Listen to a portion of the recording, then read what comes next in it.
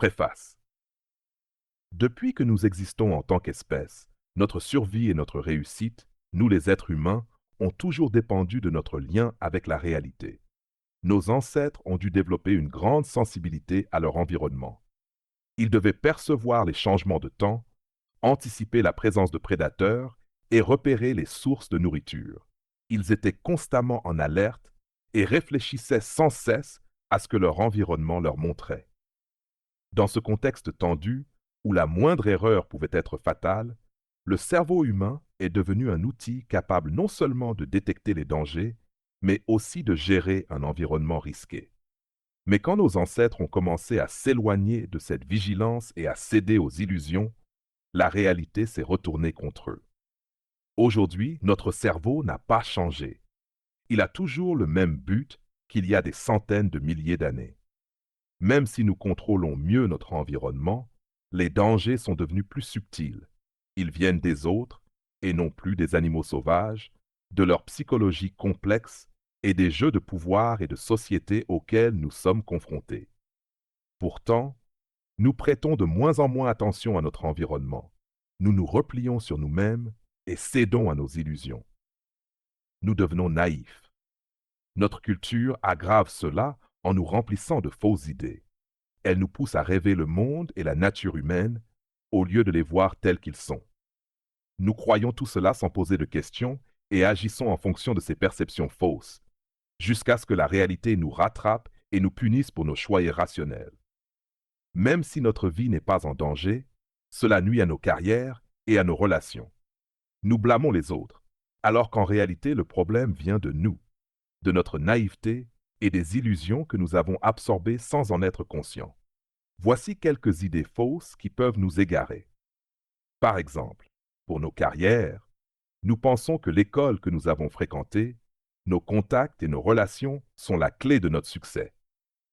Nous croyons qu'il faut éviter à tout prix les erreurs, les échecs et les conflits, et nous pensons qu'il est urgent de gagner de l'argent, d'attirer l'attention et de grimper rapidement les échelons.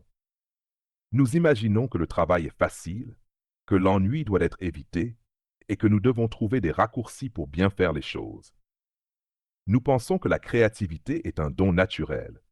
Nous pensons aussi que tout le monde est égal et que les hiérarchies n'existent plus. Nous croyons que la plupart de nos amis et collègues nous apprécient et veulent notre bien. Nous faisons confiance à ceux qui disent s'être améliorés. Nous croyons les personnes très convaincues et indignées.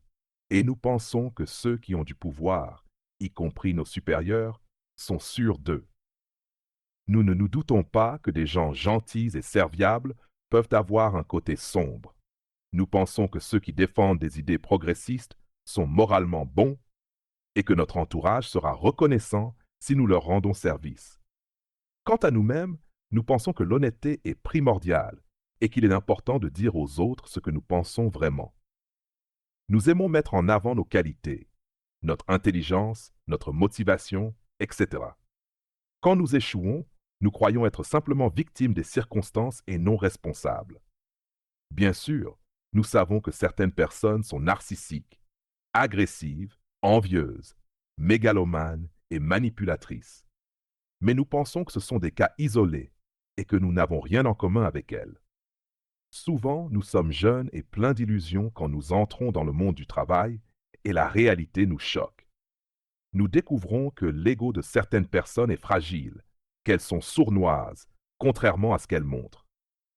Nous sommes surpris par leur indifférence et leur petite trahison. En étant nous-mêmes et en disant ce que nous pensons, nous pouvons nous attirer toutes sortes de problèmes. Nous finissons par comprendre que le monde du travail est très politique, rempli de pièges que personne ne nous a appris à éviter. Certaines décisions professionnelles, motivées par l'argent et l'envie d'attention, nous conduisent à l'épuisement émotionnel, aux déceptions et aux impasses. En n'étant pas honnêtes avec nous-mêmes, en ignorant nos défauts et nos faiblesses, nous nous retrouvons piégés dans des comportements incontrôlables. Avec les années, à force de malentendus, de faux pas et de décisions absurdes, notre amertume et notre confusion augmentent. Nous sommes abîmés. Les lois quotidiennes ont pour but d'inverser ces schémas négatifs et de vous reconnecter à la réalité. Ces lois visent à vous débarrasser des illusions que vous avez et à aligner votre esprit sur la vraie nature humaine et le fonctionnement réel de notre cerveau. Elles visent à faire de vous un réaliste radical. Ainsi, après avoir lu ce livre, vous serez capable d'observer le monde et de percevoir les dangers et les opportunités autour de vous. Ce livre est basé sur 25 ans de recherche sur le pouvoir, la persuasion, la stratégie, la maîtrise et la nature humaine. Il rassemble les leçons tirées de mes autres ouvrages. De janvier à mars, vous apprendrez à ignorer les voix extérieures qui vous disent quelle carrière choisir.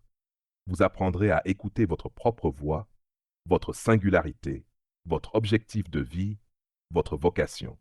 Cela vous aidera dans tous vos choix de carrière futurs. Vous verrez que ce n'est ni l'éducation, ni l'argent qui compte, mais votre persévérance et votre désir d'apprendre. Souvent, les erreurs, les échecs et les conflits sont les meilleurs enseignements, car c'est ainsi que naissent la vraie créativité et la maîtrise. D'avril à juin, vous apprendrez à voir la dimension politique du monde du travail et combien il est risqué de se fier aux apparences. Vous saurez reconnaître les personnes toxiques avant qu'elles ne vous entraînent dans leur tourbillon émotionnel et apprendrez à déjouer les plans des grands manipulateurs autour de vous. Entre juillet et septembre, vous apprendrez comment convaincre et influencer les autres de manière authentique. Il ne s'agit pas d'être centré sur soi-même, ni de dire simplement ce que vous pensez. Il s'agit de comprendre l'état d'esprit des autres et de se concentrer sur ce qui leur importe. Vous apprendrez à devenir un fin stratège, capable de défendre vos idées et d'atteindre vos objectifs. D'octobre à décembre, vous plongerez dans ce qui motive vraiment les comportements humains, y compris les vôtres. En réfléchissant à qui vous êtes et en prenant conscience de vos défauts, non seulement vous deviendrez plus empathique et tolérant envers les autres, mais vous aurez aussi la possibilité de changer vos propres schémas négatifs. Vous découvrirez qu'en faisant face à votre peur de la mort, vous pourrez mieux apprécier la beauté de la vie et profiter pleinement du temps qu'il vous reste.